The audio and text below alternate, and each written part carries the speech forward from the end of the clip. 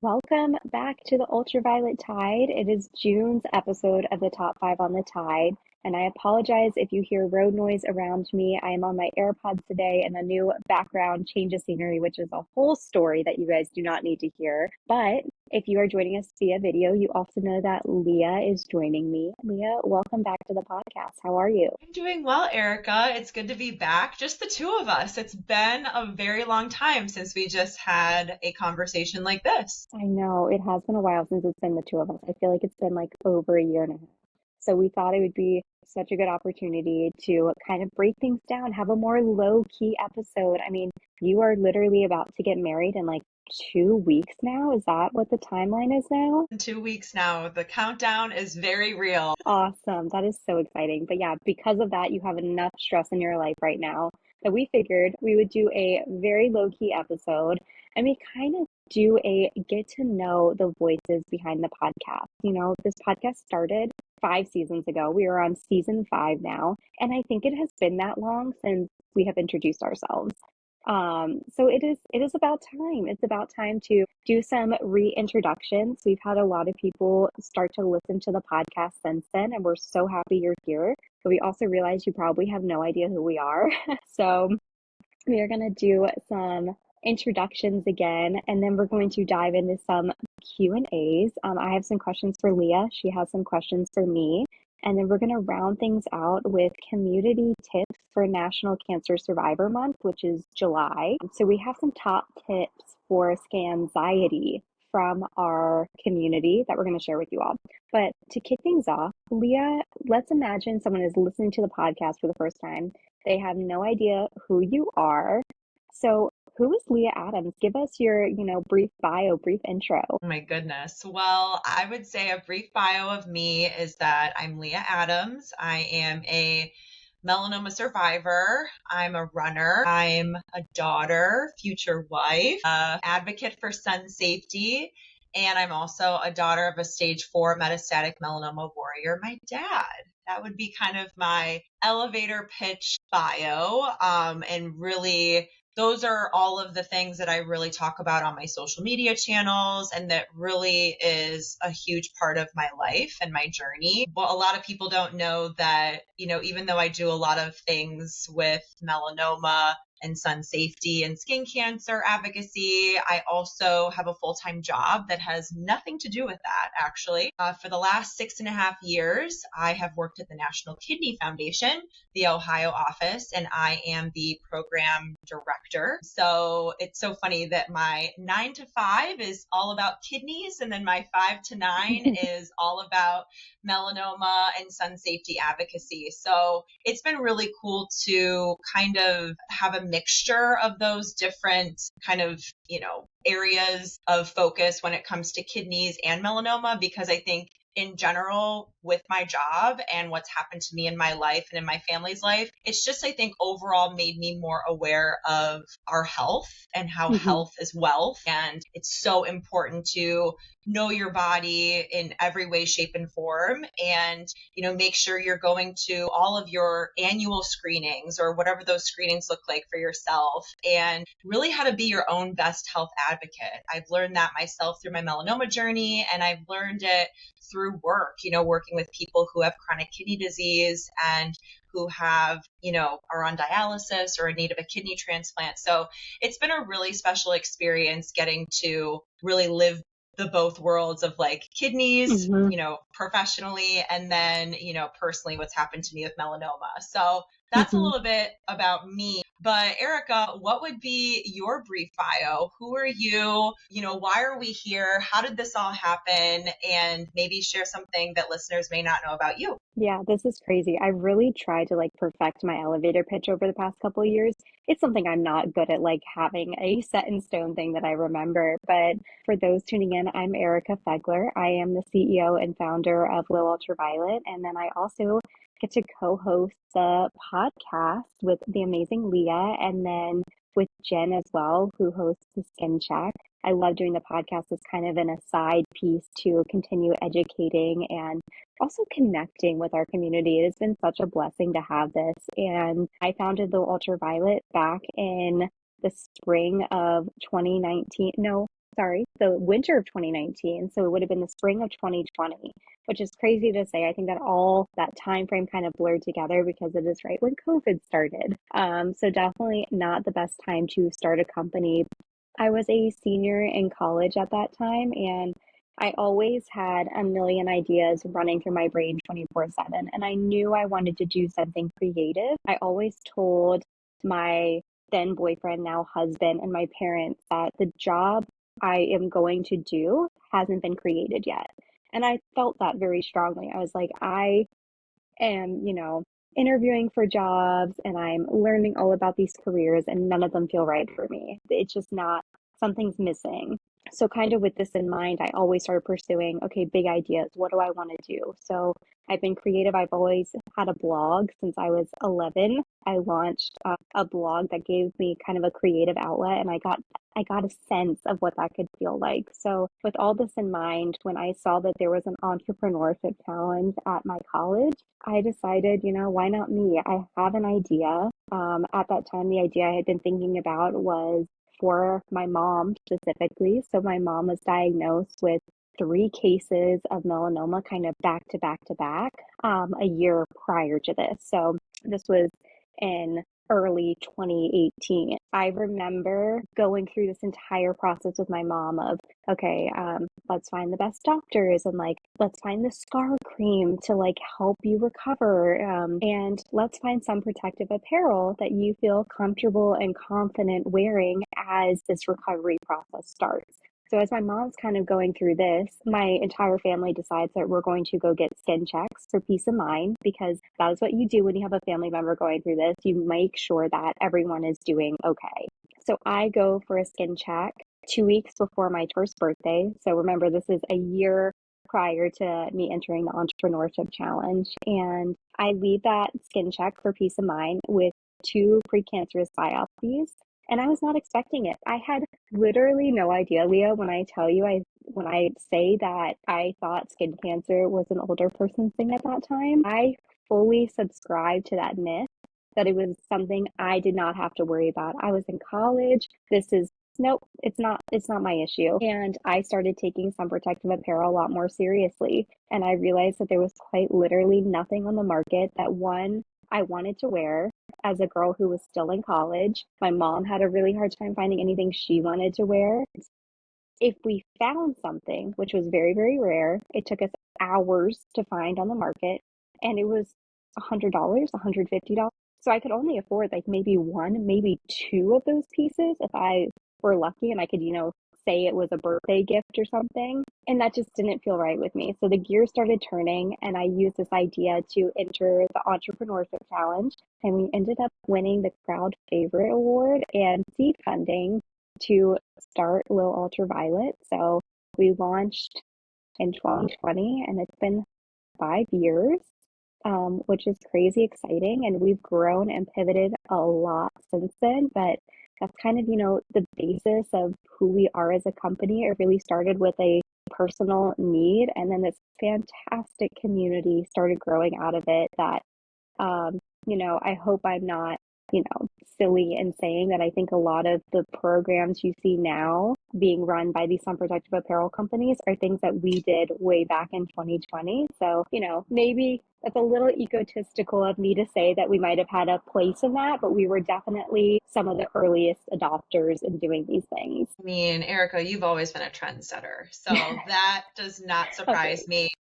And no, I've heard your story so many times, but every single time you tell it, I think it's so incredibly cool because you were so young. Like if I put myself back into my early 20s and even thinking about becoming an entrepreneur and starting a business and doing it in honor of a parent, like that is insane. And it's crazy that your hopes and your dreams all came to fruition. And obviously, like I'm honored to be a part of it. And I know all the ambassadors of Low Ultraviolet and all your customers and everybody supporting you is just like so inspired and moved by that story. And I can't imagine how your mom feels that you literally did this for her and for other, women and men to not hopefully have to go through what your mom has been through or anybody with melanoma. So like I said, I love your story and it's really, really unique and special. And yeah, I would like to think that a lot of the UPF brands definitely saw you and were like, what are they up to over there at Low Ultra? Maybe we should try that. And then what do you know? There it is. It's so funny. I mean, Leah, you remember way back to because I'm pretty sure I found you in early 2021. We started connecting on Instagram. It was very early in your journey of sharing what you had been through on social media. And I remember seeing that first post and being absolutely baffled as to why some of the big players in the sun protective apparel industry were partnering with people who had absolutely no ties to skin cancer. And maybe they did, but they weren't telling the stories. And that made no sense to me. And fast forward 5 years, every single company now in the sun protective apparel industry, or honestly, sun safety in general, is sharing stories, which is quite literally what it's all about, right? That was the goal. It wasn't to sell product, it was to educate and spread awareness. And now everyone's doing it, which is amazing, but also like, yeah, that's right. Yeah, no, absolutely. No, definitely. Yeah, you're right. You found me in early 2021 and you've obviously I think saw my story, but then, that was in the heat of when my dad's melanoma came back that year too. So, yeah, 2021 was a wild year, but also the start of something beautiful because that's when I became an ambassador with you and Low Ultraviolet. And it's been so cool to see all of the other amazing women that have joined, to be ambassadors. And I think, Erica, what's really special about your brand is just kind of like what you were just saying is like your brand would not exist without our stories. And I think that is what's so mission driven about your brand. And I think that's what people value in Low Ultraviolet. And I think that's why people want to get behind the brand. Like, I think that is like first and foremost. And then, after that, it's naturally the cutest sun protective clothing, obviously. But I think when you have a really well rooted, good foundation, mission and story and values, it's a no-brainer that,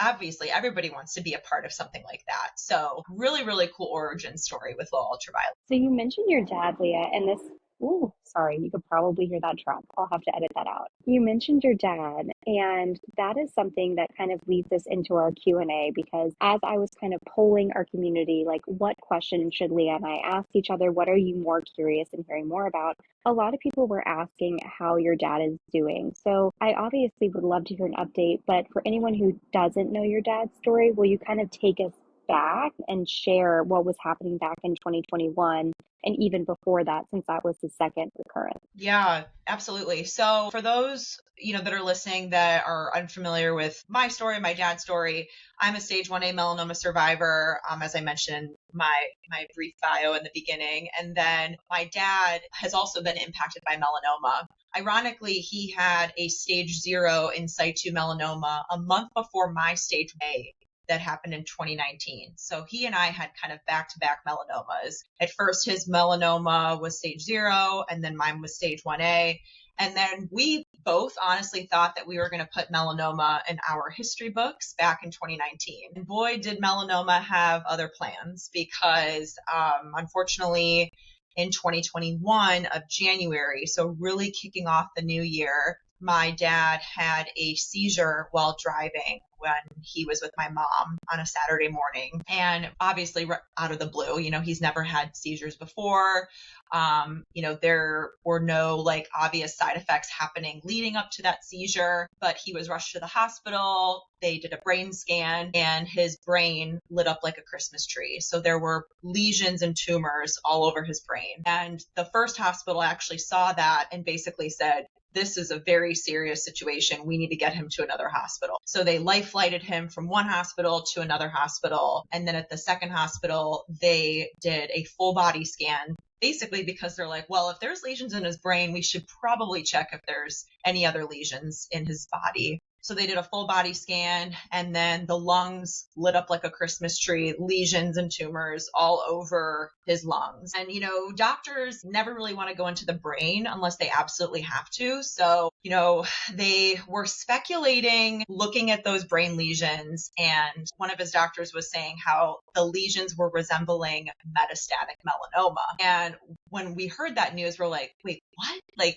how did that happen? Like, he had melanoma 2 years ago, and it was, cut off. It was right on top of, or at the top of his back, stage 0. Like, how does that happen and come back in his brain? And, they basically determined, well, in order to kind of confirm if what's in the brain and in the lungs is melanoma, let's not go into the brain. Let's do a lung biopsy. So they took one of the lesions from his lungs, tested it, and it came back stage 4 metastatic melanoma. So they kind of put 2 and 2 together, and I know, so crazy. And it was a complete shock, to all of us. And, as listeners can probably imagine, nobody messes around with stage 4 cancer, especially when it's in your brain, and especially when it's, also in other organs as well, like your lungs. So my dad was immediately talked to by his oncology team to kind of get a plan together. So he was scheduled to have 24 rounds of immunotherapy, and he ended up needing 7 rounds of radiation, which is gamma knife radiation, to his brain. And from 2021, starting in February, all the way till November of 2022, that was our time of treatment for him. And 2021 and 2022 were very hard years for our family, and obviously the hardest for my dad. He went through a lot. And what a lot of people don't realize is that when melanoma is not caught early, it's very hard to treat. And when it metastasizes to other organs or gets into your lymph nodes, it becomes really, really serious because it's the fastest spreading and deadliest type of skin cancer. Sometimes melanoma can get cut out, and you're kind of on surveillance moving forward with more frequent skin checks and kind of needing to adapt your lifestyle with sun safety habits. But for some, when melanoma is not caught early, it can be really, really serious. And so we learned a lot of what stage 4 metastatic melanoma looks like when it spreads to a brain and lungs. And, it completely changed my dad's life. I mean, he couldn't drive for 2 years because of the seizure. He had to early retire because he wasn't able to work, and it just impacted every aspect of his life and in our life as well.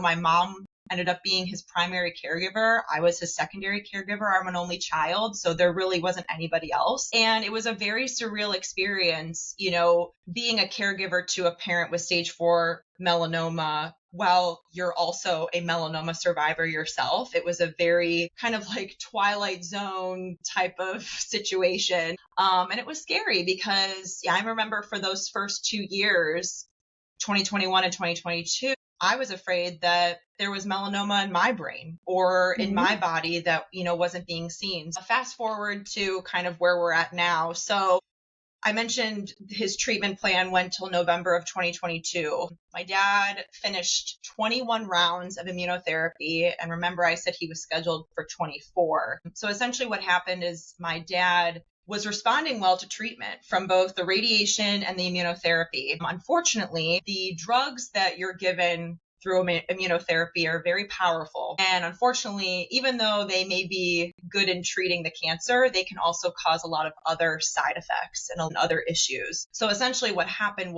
is that the immunotherapy was doing a lot of good for the cancer. It was also causing other issues in his lungs, and they were becoming inflamed and cloudy, and his oncologist was concerned about continuing the rest of treatment, knowing that there were other issues going on. So his oncology team basically made an executive decision, knowing that he had so many rounds of immunotherapy in him, knowing that he was responding, looking at old scans of when this first happened to end of 2022, there was a dramatic difference. And so his team felt confident in stopping treatment. And basically the plan starting in December of 2022 was just going to be scans to just kind of monitor the cancer and just to kind of see were things staying stable. And so now we're in almost June of 2025. And since he stopped treatment, my dad has been stable. He has not had any active progression of cancer in the brain and lungs, and we're extremely grateful for that because it hasn't been an easy journey, and it's definitely been very eye-opening, but we also know that, not everybody responds to treatment like my dad did. There's some people that had the same case of melanoma as him that are no longer here with us today. And so I think that really speaks to the power of why it's important to know about melanoma, why it's important to support research and funding research behind melanoma, because if this happened to my dad 15, 20 years ago, he wouldn't be here today. There were little to no treatments for melanoma 15, 20 years ago when it came to stage 4. So we're, again, in summary, really grateful he's still here. It's been a wild ride. There's obviously long-lasting side effects to the treatment and melanoma when you're at stage 4, but, just knowing he's still here with us is just such a blessing. Yeah. I love it when you tell your story, Leah, and when you tell your dad's story too. You're really, really good at putting into perspective what it is like for a family as a whole unit when a single family member is kind of going through this. It doesn't just affect that person, it affects everyone in the family unit. And when you tell your story, I mean, you got up on the stage at the Melanoma Research Alliance conference, and I am so sad that I missed that in person. I was giving birth. I did see clips from it and everything. That is just like one of the things that sticks with me is that sometimes when you have a family member who's going through it, the support units go through a lot themselves mentally and emotionally. Being a support system is really, really hard. And you feel alone at times because you're like, well, I'm not the one dealing with cancer, I'm the caregiver. But that is quite literally something where you need to be just as mentally stable and like, I don't know, that takes so much effort. So, thank you for being so raw and real with not only your story, but your dad's story and all of that. And being willing to share too how things are progressing. People ask all the time how your dad's doing. So thanks for the update. Yeah, I mean, my story is not complete without his story and vice versa. So, and it's an opportunity for me to share kind of what I said before, that, my dad and I have had the same cancer. It's just a matter of how it presented itself and the different staging. One was caught early and one was not. And when I tell my dad's story, it can be scary for some people because usually I have a lot of DMs of people saying, I had stage 0. Is it going to come back stage 4? And I'm like, whoa, pump the brakes. Yeah. Pump the brakes. This is Right. a very rare case. And it's very likely that the stage 0, nobody's going to tell you 100% this is exactly what happened. Nobody can tell you that with cancer. But his doctors are very, very confident that it's likely that his stage 0 melanoma that happened a month before mine and his stage 4 were from completely different primary sources of cancer, and they were not connected. So that's at least what they tell us. But again, it also speaks to prevention and vigilance around protecting our largest organ, which is our skin. And melanoma, it's or skin cancer in general, it's one of the most common cancers, but it's also one of the most preventable. And, this is why you and I have connected. This is why we're here. This is why we have these conversations, because we really need to get the word out more about this. Yeah, no, I agree. I wanted to bring this up. Now, this kind of goes back to your introduction when you talked about working at the National Kidney Foundation. You've taught me so much about associations between kidney disease and transplants and sun safety. I cannot remember the exact thing you said, but this was on a few episodes ago. You were talking about when people get kidney transplants, it makes them more prone to get melanoma, like other forms of skin cancer. Is that right? Am I remembering that correctly? Yes. No, that I'm proud of you. Yes, you do remember that correctly. Yay, Erica. So what Erica's getting at is that when individuals are successful in getting a kidney transplant, typically kidney transplant recipients have to be on drugs called immunosuppressive drugs. And immunosuppressive drugs essentially are medication that transplant recipients take usually for the rest of their life to really keep that new organ that they just got inserted into their body, that new kidney at bay, right? Imagine just kind of getting another person's organ and it going inside of you, right? Your body's like, what the heck did you just put in me? What is this? This was not yours. And essentially those drugs kind of keep everything at bay with that new kidney, make things kind of run smoothly. And what that also does, though, there's a caveat to immunosuppressive drugs. So it can make somebody's immune system suppressed, hence the word immunosuppressive drugs. And so when you have a suppressed immune system, you can be at risk for more infections. You can be at risk for cancer. And you also your skin can be more sensitive to the sun. And so that is why there's a combination there of why transplant recipients should really be mindful of wearing sunscreen, wearing protective clothing, and seeking shade and being mindful of the UV rays because of all of what I just mentioned. Because, being a transplant recipient, is a amazing thing to begin with, but you also want to be sure that your life after that transplant is going to be okay. And so there's a lot of things that transplant recipients kind of have to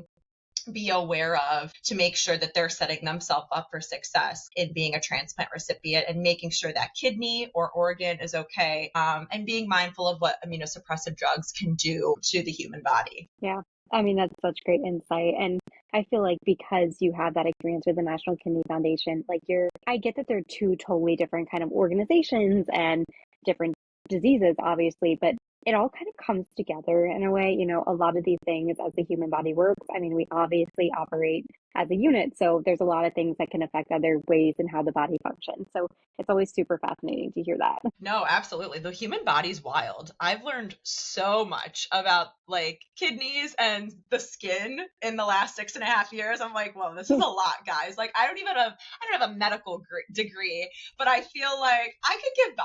I think I could do well. So you have the rapport for you have the jargon and everything. You kind of get it. I mean, it's awesome. All right, I have another fun question for you because people are wanting to know how you're feeling with your wedding right around the corner. Oh my gosh, it's insane that it's finally here.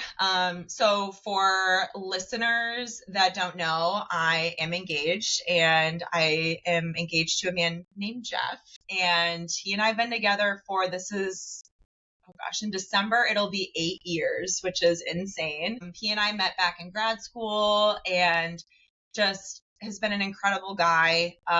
He's been with me through my cancer, my dad's cancer with melanoma, and has just been such an amazing support system. We got engaged on July 4th of 2023. The fireworks were going. In more ways than one. Yes, seriously. Had no idea it was going to happen. It was completely out of the blue. He planned it all out and it actually happened in our backyard. It was really special. And yeah, we decided to have a little bit longer of an engagement because the number one thing I heard right after I got engaged was enjoy engagement. And so Yeah. I was like, okay, understand the assignment. I got this. Uh-huh. So I love it. Yeah, so it's been really nice, and we're getting married June 2nd. So I think this episode will come out when I'm already a wife, which is crazy. It will. It will.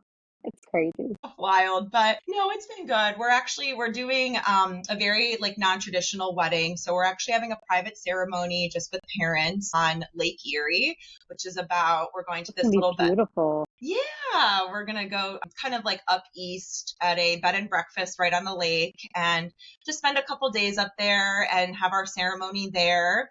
And then we're going to have a big party at the end of August with family and friends at one of our metro parks here in Cleveland. And honestly, just have a fun, kind of picnic barbecue, fun party type vibe. So yeah, we're really looking forward to it. But what's so funny is everybody's asking me that question, how are you feeling? How's wedding planning? And I feel at this point, I'm let's just do the thing, right? Yeah, we've been planning, and thank goodness I do events for work at the National Kidney Foundation. So I'm literally just treating this wedding as okay, this isn't another work event. I'm contacting vendors, I'm making phone calls, I'm sending emails, I'm double checking on things. So it's just ironic that even when you do a non-traditional wedding that's a even a sliver of the size of a more average Hmm. wedding, you're still doing all the same work and you're still Yep. having to like do all the same tasks. So it's Hmm. fine. I'm fine. Yeah, but I'm trying to not let it stress me out because I do want to enjoy it. And because we're doing it so like non-traditional, it's way more low key and Hmm. that makes me feel good. So Yeah.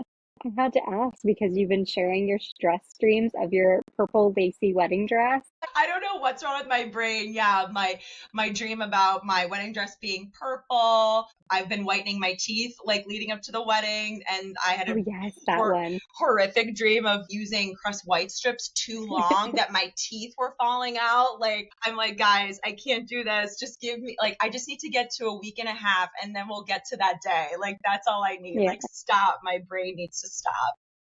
Oh my God. It's totally natural. I mean, I also had a very low key wedding because I got married during COVID. So it was just very close friends and family. I still stressed out just as much. Like everyone tells you small weddings are less stressful. Don't believe them. It's just as stressful.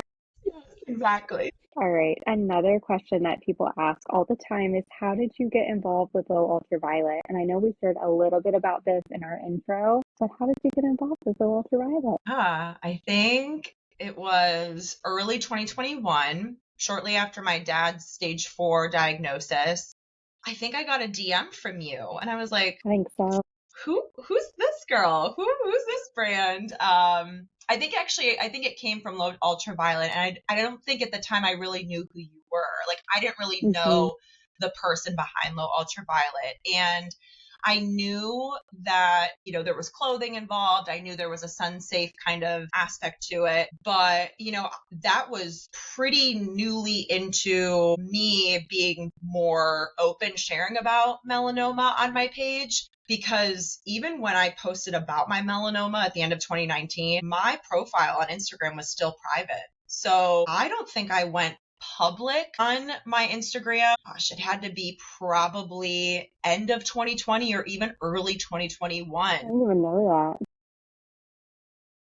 Yeah, gosh, the good old days when I was private. That's just like crazy to think about. But yeah, and you were the first brand to ever reach out to me. And I was like fangirling. I was like, oh my God, like a brand found me. Like, this is crazy.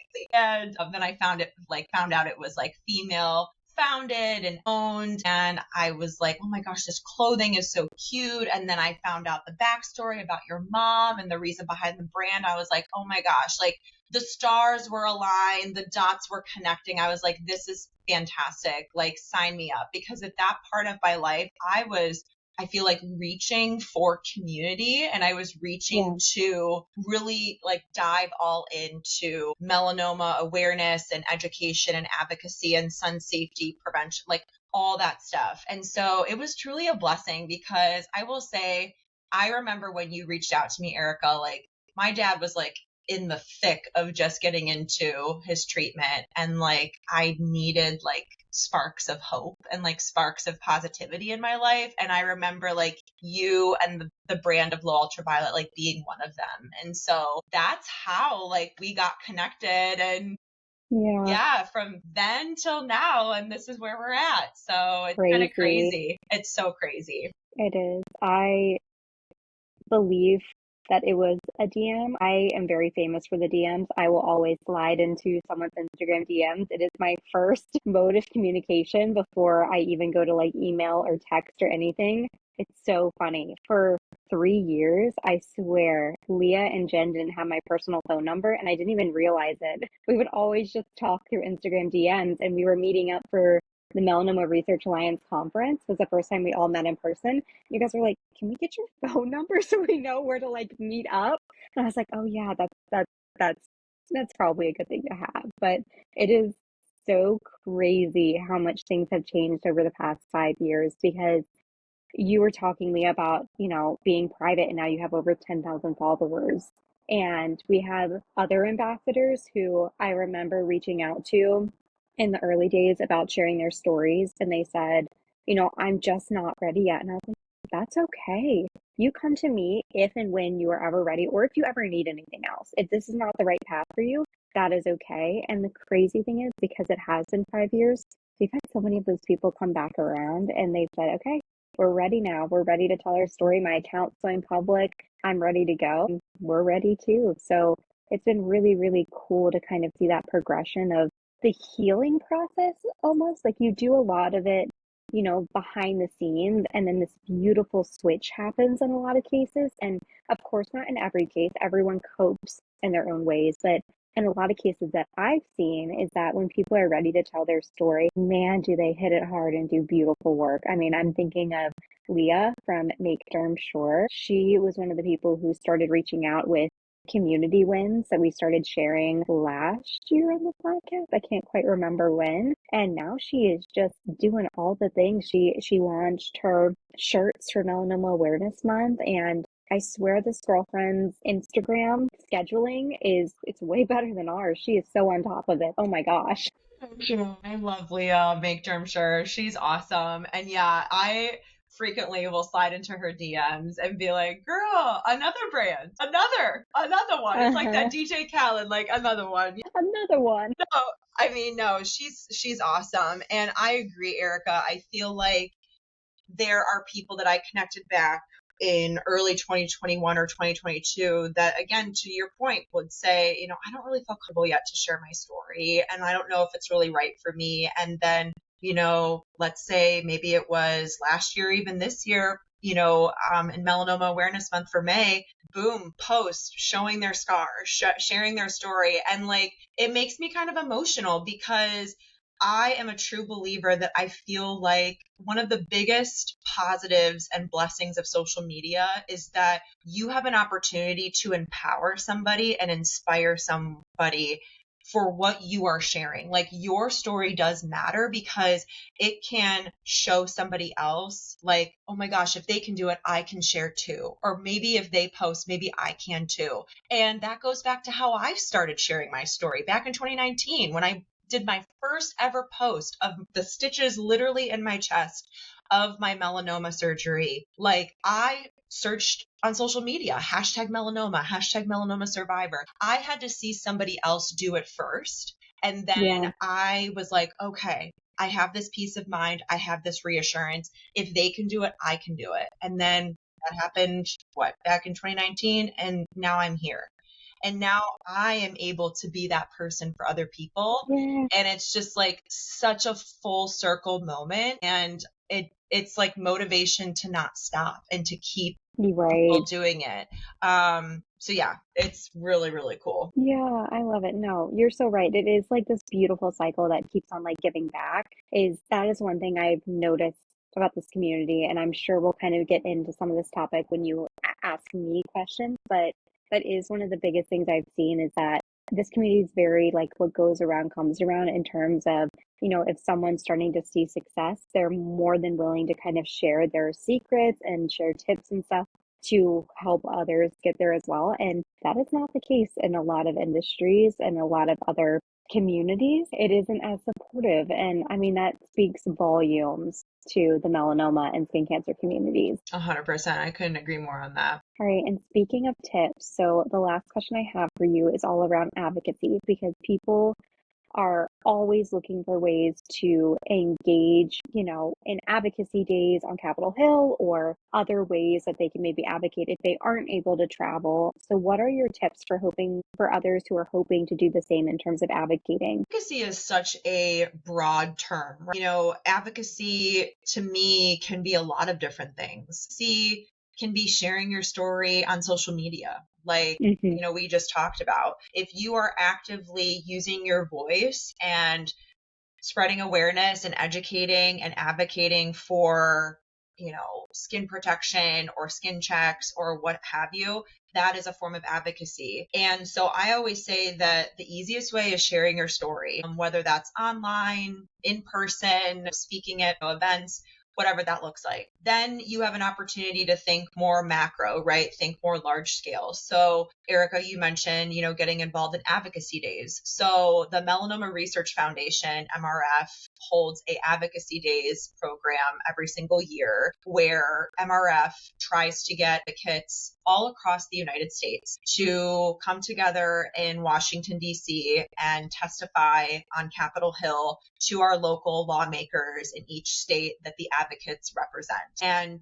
that is such a cool experience, because the reason why that's really powerful and impactful is because you are directly speaking with people in your state that have the power to potentially impact laws and bills and really important things that are happening in your state because of your story and what you're bringing to them. I've participated in it 2 years, and I've been to Capitol Hill with work talking about kidney stuff. So I've had quite a bit of experience in doing advocacy days. And we talked about this kind of earlier, Erica, that can be really intimidating for some people. It is scary. I remember my first time going, I was literally shaking and my palms were the sweatiest they've ever been. It was pretty. It is scary. It's Yeah. scary, right? But I always tell people that the Melanoma Research Foundation, for their advocacy days, they do an incredible job prepping you and educating you and training you prior to the Hill Day when you actually go and have your meetings. You're typically never alone in a meeting. If you don't have other constituents in your state, you will be with an MRF staff member in a meeting.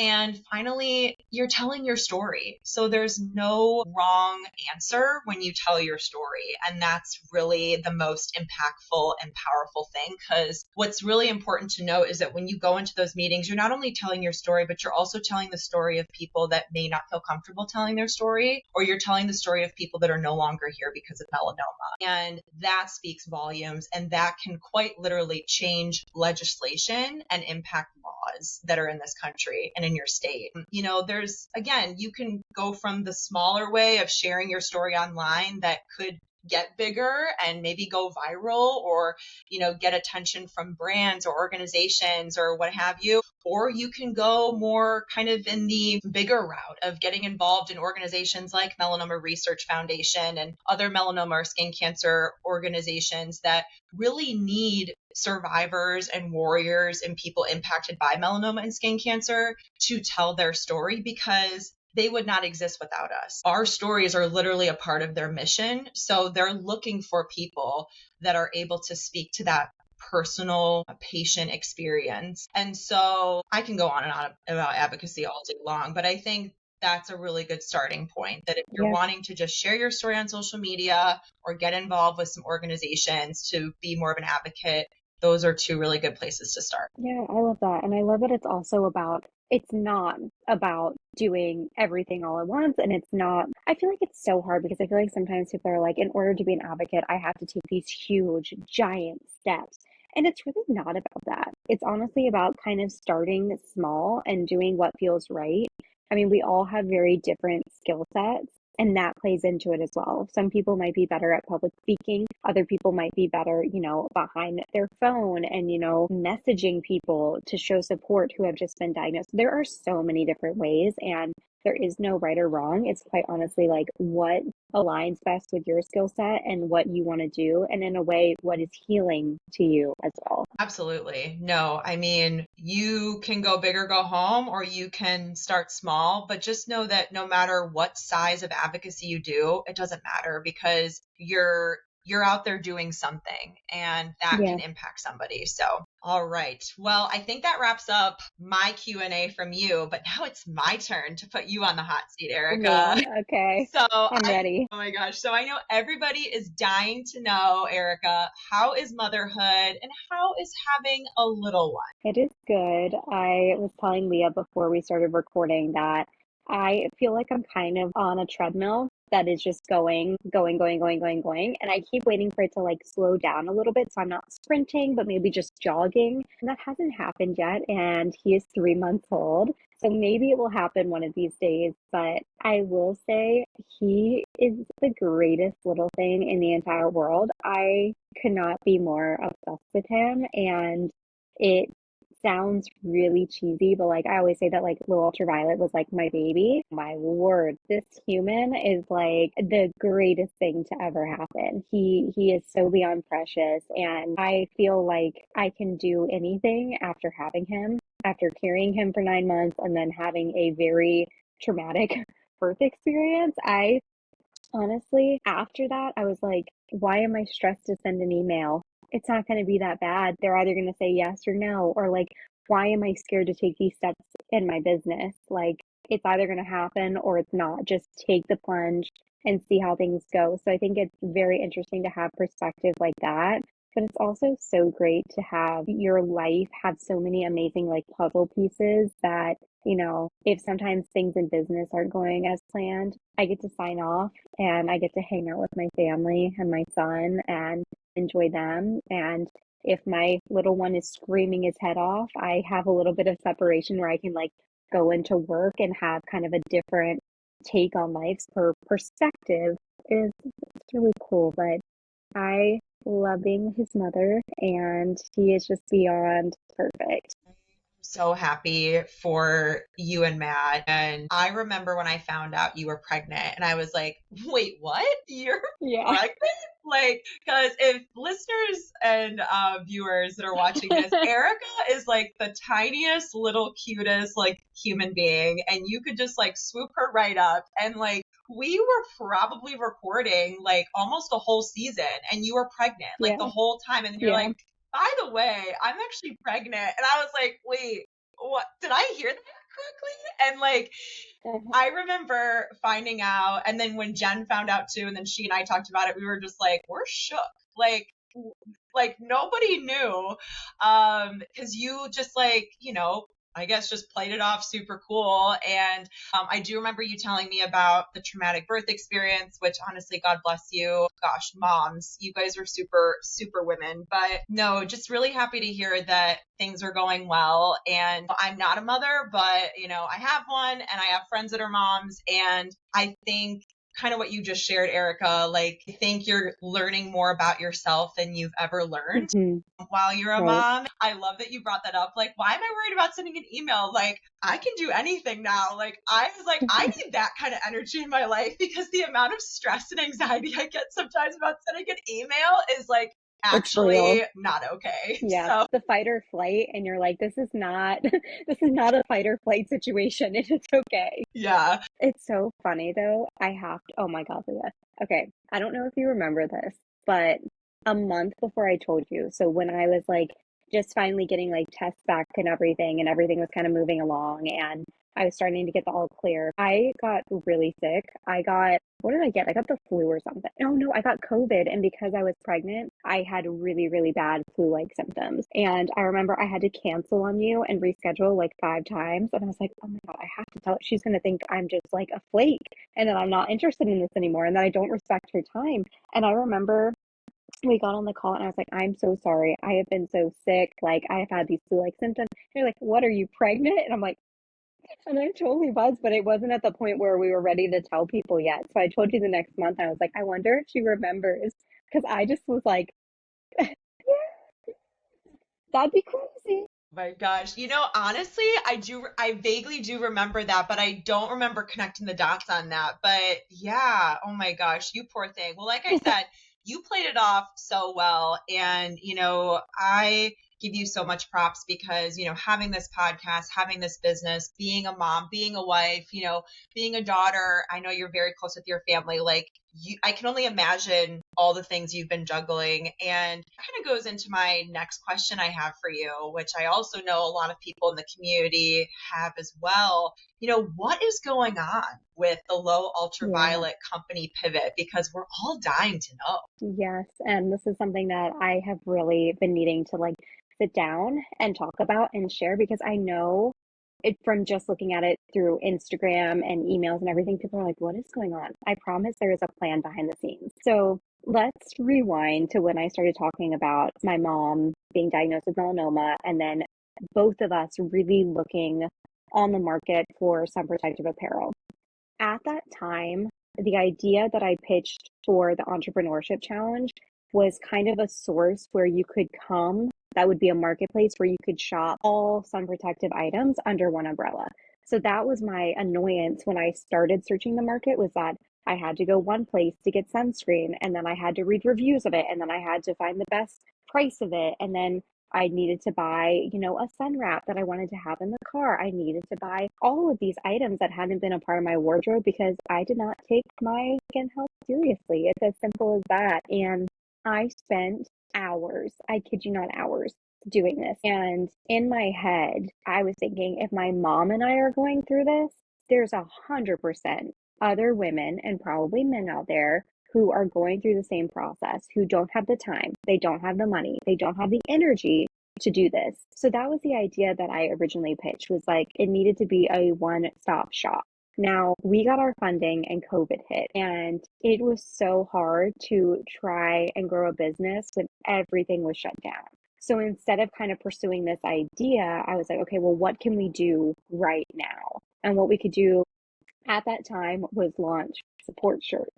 And I launched them and they sold out within 24 hours. And I was like, crap, I thought that this was going to last longer. I thought these shirts were going to be in stock for a while and then this could be our thing to hold people over. And immediately people started following us. They started reaching out and say, okay, what's next? What's next? And before I knew it, I was on the hamster wheel and we had to go, go, go, go, go. So we went from support shirts to our first UPF official launch, which was sun wraps. And then from there, those sold out immediately. So then we went to, what did we do after that? I think we did our long sleeves after that. This was even before you, Leah. Was this the Because gaiters too? the gaiters, you're right. Yeah. The wraps and gaiters, it all like blends together, which is so funny. But that was our big thing when we were bringing on ambassadors, is we had these support t-shirts that we gave you guys. And that was our first item of like community. So anyways, I was on the hamster wheel for years. I'm like, at some point I need to get back to this idea because that is really the need in the market. At this point in 2025, there are so many sun protective apparel companies on the market, which is amazing, but it's not as niche of a product anymore. Low ultraviolet having apparel is amazing, but you can go anywhere to get a lot of these items. So I was like, now is the time to pivot and to figure this out. To be perfectly candid, when I got pregnant, I was like, I don't know if I don't know if this is like the thing anymore. Maybe I've run my course. Maybe this is it. And for a lot of people who follow us very, very closely, there was a little bit of whiplash, honestly, because I was trying to figure out like what am I supposed to do? Like what is my next chapter? Can I still provide value for this community like we did in the beginning? And I felt like I wasn't doing that anymore. So I knew I needed to either close the doors, be done, or kind of do a company pivot. So 2 months before I gave birth, I made the decision that we were going to close doors. We were going to be done. I was going to explore another opportunity. And I don't know what happened like 3 weeks before I gave birth. I don't know if it's like the nesting that people talk about, like before you give birth, how you're getting everything prepared in your house for your child's arrival. I did that on the business, like hardcore, like hours a day, like just sitting in front of my computer. And I was like, no, this is not our time to be done. We're not done yet. We're just getting started and we need to do this pivot. We need to go back to what inspired the company to start in the first place because there is a need for this. I still would use a resource like this every single day. So I tell all that story to say, if you are getting whiplash right now, I know we're getting there. Stick with us because the whole idea is really starting to take form of us partnering with these fantastic sun protective apparel brands that we have tried, that have been pre-vetted, that we know the founders, and they're actually really dedicated to running a company that gives back, and we're helping promote them. We're sharing their stories on the podcast. We're selling their products on our website, and we're sharing reviews. So it is a full marketplace model of all these things that I've honestly spent the past 5 years doing, but like kind of behind the scenes. All of us try a lot of sun protective apparel items, but we don't always share like the nitty gritty, the true of like, all right, here's what's worth it, here's what's not, here's what we love, here's what we don't love as much. So we're getting back to that. Bear with us because the full plan is really, really cool. And this is kind of just the first stages. This is phase one of like a 10 phase kind of idea and process that I feel like is going to help a lot of people. Well, I'm super excited for the pivot and I just can't help but not say this. Like that word pivot reminds me of the Friends episode with Yeah. Ross and Uh-huh. Chandler and Yep. Pivot. Rachel, and I'm seeing like Low Ultraviolet being that couch, like pivot, because you're so right, Erica. Like since launch of your brand and your company, there's been many pivots along the way, but the the one thing that's never changed is the mission and the origin story and the why. And I feel like that is why you've continued to, in the midst of changes and pivot and all this stuff, you've really kept your audience and you've kept the community alive because of that. Because again, it goes back to what I said before, people believe in you, they believe in your mission. And I think that where the company is going in this new pivot, like, I feel like this is going to be so unique and so transformational and really speaks to actually like bringing all these brands and partners together. Because at the end of the day, you're absolutely right, Erica. It is super frustrating when you're trying to look for sun protection, whether it's, UPF shirts or wraps or sunscreen or hats or sunglasses. I have like 17 tabs open on my Yeah. desktop and I'm a type A girly. I don't like a lot of tabs open. It stresses me out. And so the fact is like with this new model, if we can just have one tab open and I can just like kind of Yeah. do my thing, like that is music to my ears. So I'm super, super excited about that. And I cannot wait to see that come to life. So I think we just got to hang tight a little longer until like A little bit. a major big announcement, but I'm here for it. And I'm biased because I'm a part of this brand, but like I'm really excited. And I think everybody listening and watching should also be excited because if Erica is behind it, it's going to be a fantastic concept. So Thanks.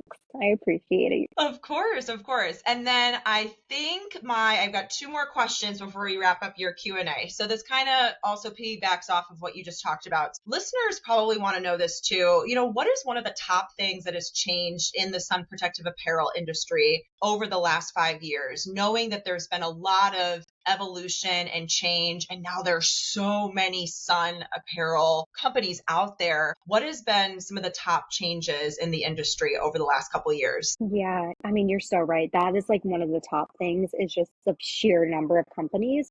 But kind of going off that too is we've also seen a lot of fabric innovation, which I know that there are a lot of the same fabrics out there. But the reason that they're utilized by so many different brands is because they're just that good. Some protective apparel utilizes one of two methods. We either utilize zinc oxide nanoparticles, which binds to, so even before the fabric's being created on like the fiber level, it binds to that and then you can weave it into some protective apparel. So it's the reason that you can have like linen that has a UPF rating. And then another way that you get a UPF rating is through the weave of the item. So think of your spandex blends that when you like stretch it and move it, there's not much going through that. And that's a little bit less popular these days. I mean, it still is, but it's a little bit less popular because it is a little bit toastier. So we're seeing really cool innovations come out where that blend also has other resources that keep you cool and have moisture wicking capabilities. So our entire spring line that we launched last year has that moisture wicking component where it is like really, really high endurance activewear that, yes, it is a spandex blend that is recycled, which I love that it's eco-friendly, but it also keeps you cool. It feels really cool on your skin. So that is a huge pivot that I've seen. Another thing I talked about at the very beginning is company marketing, actually working with ambassadors and utilizing ambassadors to actually know what it is like to either have a biopsy or be a caregiver or have gone through melanoma or skin cancer themselves.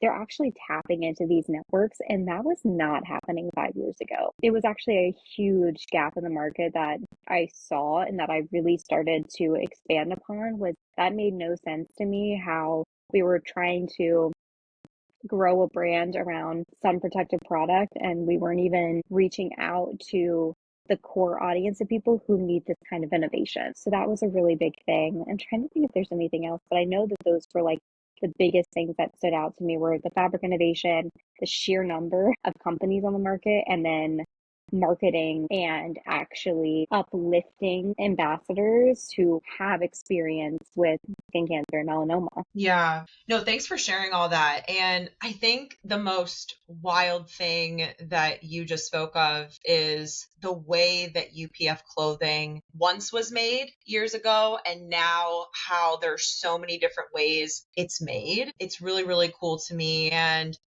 for somebody that thought that after having melanoma, I just thought truly the first thing was like, well, then I just have to wear sunscreen all the time. That's my only option, right? And then I got more, into my post-diagnosis journey. I didn't know about sun protective clothing before melanoma. I never knew Right. about it. I didn't either.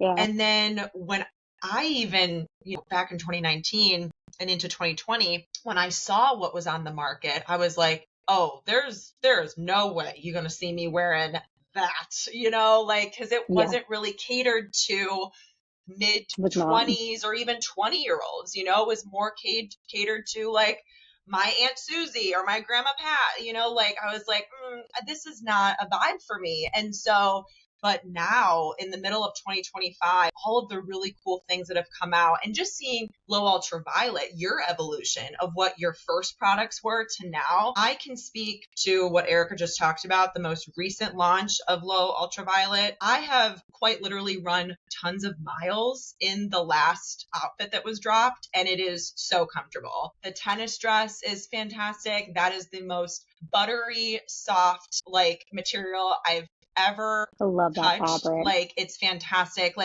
But again, all of your pieces that you've launched have been so different, from the sun wraps and the gaiters to the shirts to the dresses to the workout, athletic, it's all so different, but they all have the similarity of the UPF protection. And I think that that's what's so, so cool. Kind of my last question kind of goes into this. So we talked about what's really been happening over the last 5 years. What's in store for Low Ultraviolet moving forward, maybe in the next 5 years, if not more? Or let's take it time by time. Let's maybe start with the next 2 years or what have you. And what's the future look like for the brand? There's so much in store for the next 2 years. And I am so sorry if you're listening and my audio split.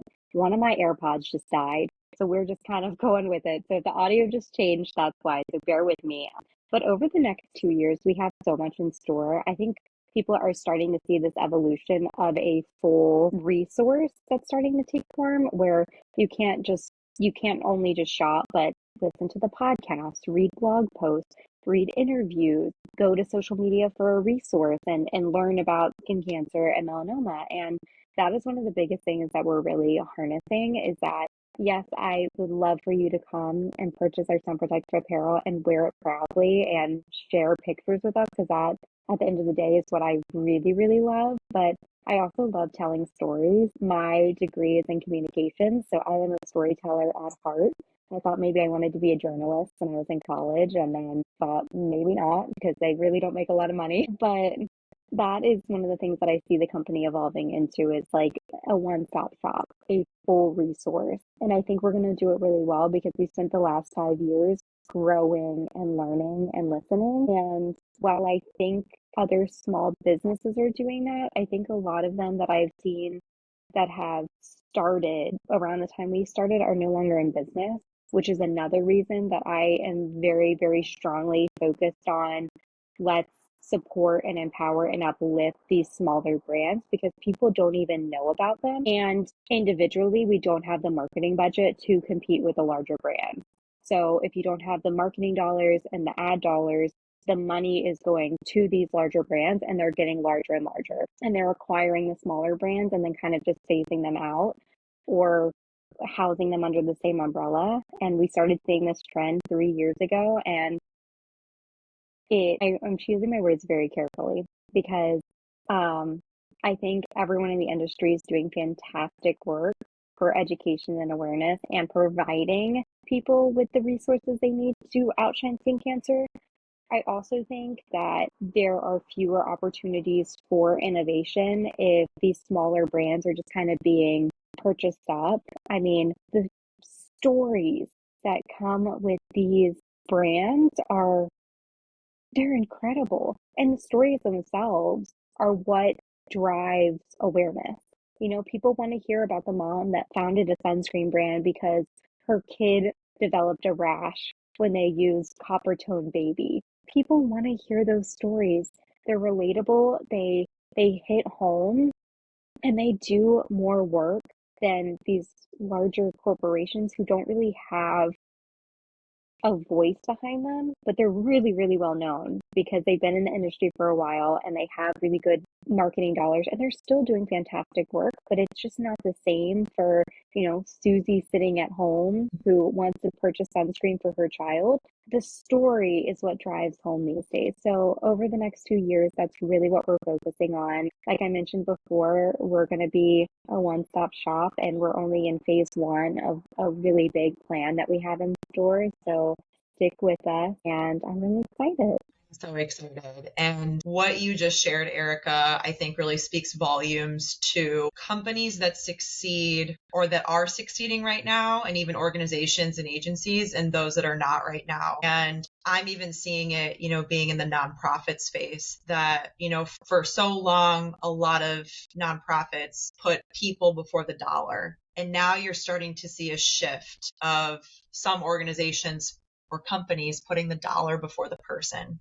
And that can be pretty evident to a customer or a consumer. For sure. And that can either sway somebody to continue to support that brand or completely turn off somebody and have them say, I'm going to go find somebody else and I'm going to support something else. And I am a person where I want to support and empower smaller brands that really have that mission and that story. I've worked with many brands, Low Ultraviolet, and many, many brands, big, small, medium. And I will say that there's something very special about working with those smaller brands because they need believers and supporters more than anybody else. And I will say working with those smaller brands, it's like the best experience.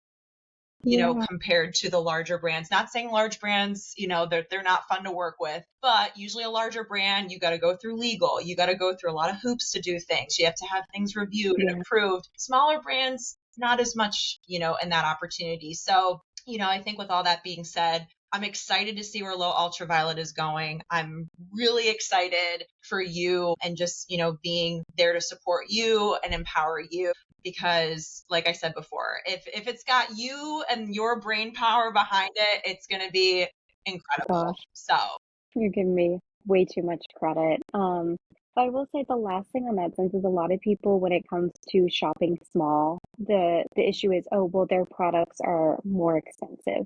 And I get in a lot of cases that is true. It has to do with our manufacturing costs and just quite literally the startup costs that we have to basically, in a lot of cases, take on ourselves in order to get the company up and running. But once the company gets moving, the costs go down. And that's kind of how it works. So you have to start a little bit more expensive because, you launched a website and you had to pay a website developer and you had to start your social media and you had to get legal and you had to get an accountant. Like all of these things are super expensive. So typically you have to start a little bit more expensive. And then as the company grows and as your opportunity to purchase more units becomes available, your per unit cost goes down. So that is one thing I'll say about that is like, even if you don't have the financial ability to support these smaller brands at the cost, like if it's just out of the question, your pocketbook just does not allow it, you can share on social media.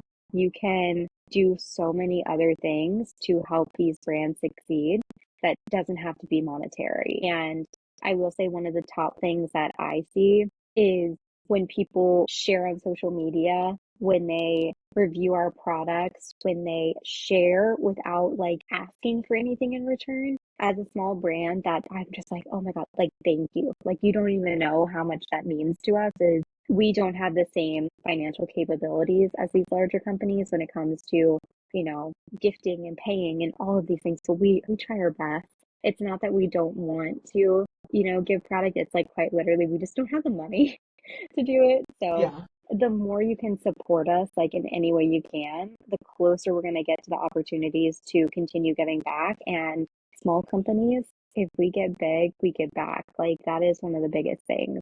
There was even a study about women-owned businesses, and they are more likely to have philanthropic values. And man, I think I've seen that time and time again, and it is true. So do what you can. We understand for the consumer, not everything is feasible, but do what you can, and we recognize it and appreciate it. Really.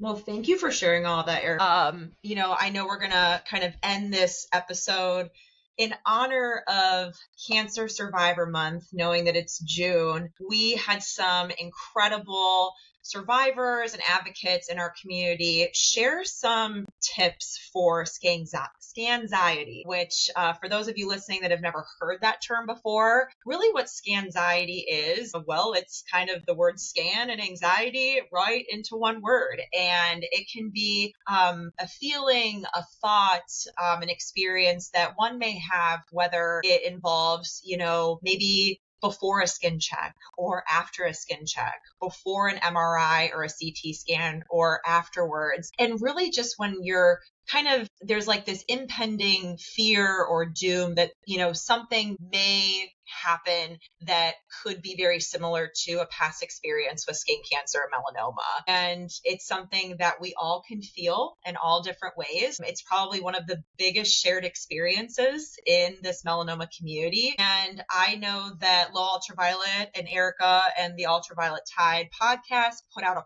poll recently to get some tips from the community. And I know Erica grabbed a couple, but I know there were probably more than this. So we apologize if, yours didn't make the cut, but just know that we do stuff like this all the time where we, gather community insight because this is what this is all about, right? Bringing together community. So I think Erica and I are going to just kind of go back and forth on these top tips for Scanxiety, knowing that, it is National Cancer Survivor Month and it's a really incredible month, knowing that, Cancer Survivor is an incredible title and person to be and thing to be, but it also can be a really challenging month too, and a reminder of everything people have been through with cancer. With all that being said, the first tip that was submitted is from Melissa_rises, and she said, plan something fun beforehand to distract yourself.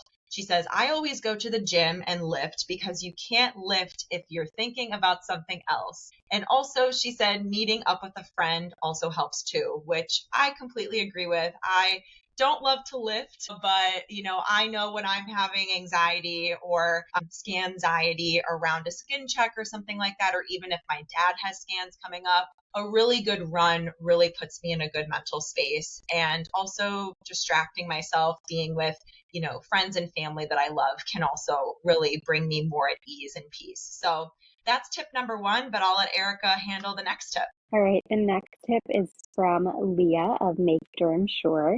And she said, listening to Headspace in the waiting room. And that's a great tip, get some calming meditation going so that your brain can't think about all the things while you're in the waiting room. So thank you, Leah, for that tip. That's such a good one. Yeah, no, for sure. And then the last one is from Star C, who we know and love Star. And she said that she likes to stay busy, and she actually even said going to work after her scans is helpful for her. So she's not obsessing over refreshing my chart, which been there, That's done fair. that. Absolutely. And it's, again, really interesting how, all of these tips were very different, right? There's people that I know that will take off the rest of the day after a scan if they're working because they, mentally, emotionally, physically can't do work. And then there's people like Star that, want to channel that energy and that distraction into work. And so I kind of can be both depending on the day or my mood that I'm in. Yeah.